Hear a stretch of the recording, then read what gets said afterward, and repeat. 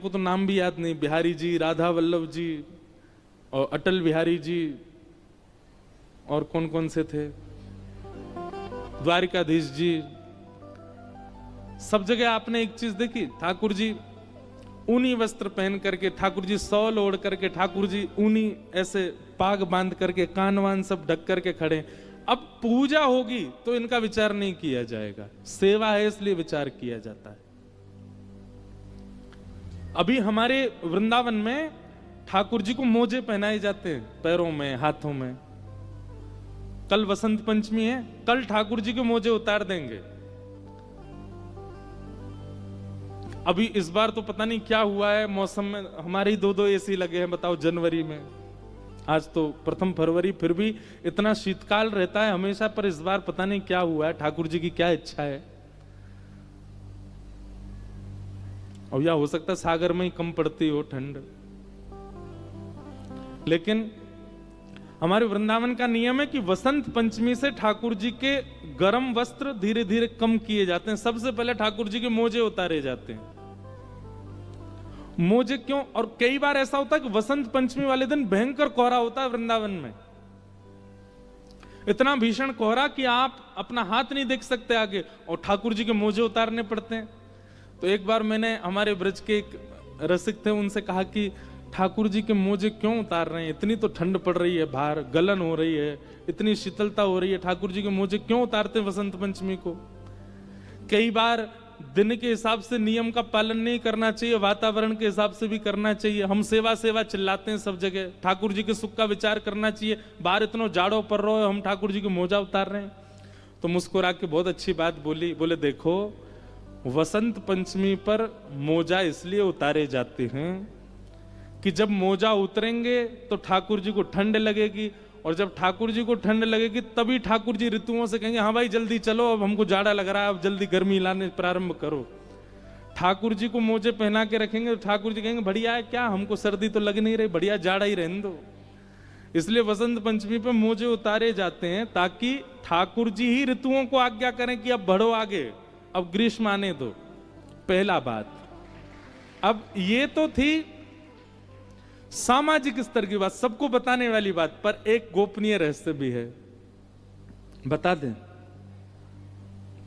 हमारे वृंदावन में वसंत पंचमी से होली प्रारंभ हो जाती, कल से रंग प्रारंभ हो जाएगा, 40 दिन तक होली चलेगी वृंदावन में। कल पहला गुलाल लगेगा ठाकुर जी को। अंतरंग बात यह है कि ठाकुर जी वृंदावन में पादुका नहीं पहनते, और प्रतिदिन ठाकुर जी एक एक गोपी के यहां जाते हैं उसकी सेवा को, उसके प्रेम को स्वीकार करने के लिए।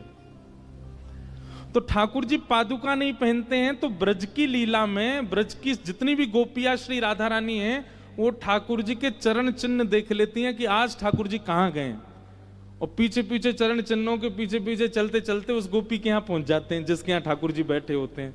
और वहां जाकर के सब सखियां खड़ी हो जाती, अच्छा तो आज यहां पे आनंद हो रहा है। फिर ठाकुर जी बड़े संकोच में आ जाते हैं। लेकिन जैसे ही सर्दी आती है ना, सर्दी में ठाकुर जी पहन लेते हैं मोजा। अब मोजा पहनते ही ठाकुर जी के चरण चिन्ह नहीं दिखते, सब गोपियां ढूंढती रह जाती हैं, ठाकुर जी मिलते ही नहीं है, कहां चले गए। तो जैसे ही होली आती है तो किशोरी जी चरण से मोजा उतरवाती हैं, बोले अब तो होली आ गई। अभी तक तो जाड़ा था, उसका बहाना था, पर अब होली पे तो ये विशेष कृपा करेंगे गोपियों पर, ग्वालों पर, सखियों पर। इनके मोजा उतारो, कल से ये कहां कहां जाएंगे हमको सब खबर होनी चाहिए, और वहां जाके क्या पा रहे हैं, क्या कर रहे हैं, कैसे नाच रहे हैं। इसलिए किशोरी जी हट बट के ठाकुर जी के मोजा उतरवाती हैं ताकि इनके चरण चिन्ह हमको दिख सके ये कहां गए हैं। ये हमारे निवृत्त निकुंज की लीला है। देखो वृंदावन कुंज, निकुंज, निवृत्त निकुंज। कुंज सबको बताया जाता है, निकुंज प्रेमियों को बताया जाता है, और निवृत्त निकुंज केवल रसिकों को बताया जाता है। अब हमने यहां निवृत्त निकुंज बता दिया, उन्हीं को ही समझ में आया होगा जो रसिक होंगे।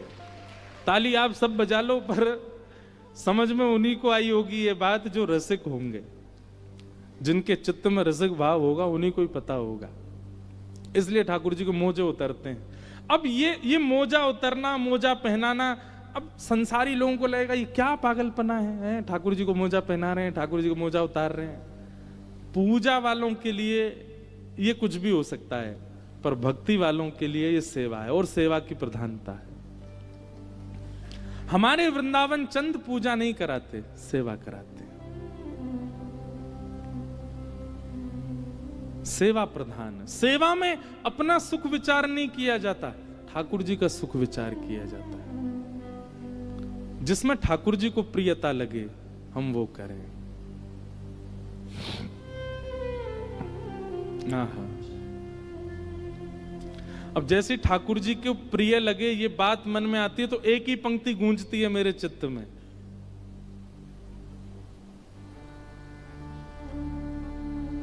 जिन भेषा मेरो सांवरो रीझे, जिन भेषा मेरो सांवरो रीझे। हम गाएंगे नहीं, बस ऐसे दोहरा दो हमारे साथ।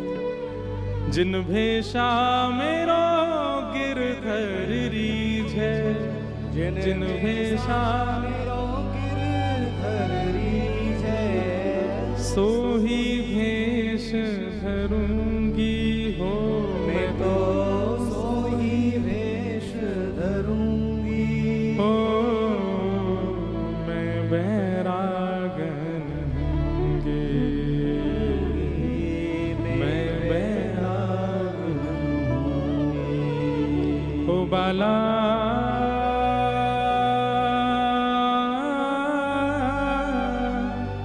मैं बैरागन होंगी, मैं बैरागन होंगी, मैं बैरागन होंगी। कहो तो कुसुमल साड़ी रंगावा, कहो तो कुसुमल साड़ी रंगावा। मीराबाई कह रहे हैं अगर कोई कह दे कि सुंदर साड़ी पहनने से ठाकुर जी रिझते हैं तो मीराबाई पहन लेती हैं। उनका अपना श्रृंगार नहीं है, वो धारण करती हैं जिससे ठाकुर जी प्रसन्न हो, वो वैसे रहती हैं जिससे ठाकुर जी को प्रसन्नता हो। कहो तो कुसुमल साड़ी रंगावा, कहो तो कुसुमल साड़ी। और केवल मीराबाई नहीं, हमारे हनुमान जी सिंदूर क्यों लगाते हैं, प्रसिद्ध कथा सबको पता है। एक बार हनुमान जी ने देख लिया कि सीता जी सिंदूर भर रही हैं, पूछ लिया कि आप मांग में सिंदूर क्यों भरती हैं। बोले इसको देख के राम जी प्रसन्न होते हैं, और दूसरी बात इससे ये प्रमाणित होता है कि हम राम जी की हैं। हनुमान जी बोले एक धारा लगाने से इतने प्रसन्न होते हैं और प्रमाणित होता है कि आप राम जी की हो, तो हम तो पूरे अंग पे लगाएंगे। ये हनुमान जी भी गा रहे हैं, कहो तो कुसुमल साड़ी रंगावा, कहो तो कुसुमल साड़ी रंगावा, कहो तो भगवा भेष, कहो तो भगवा,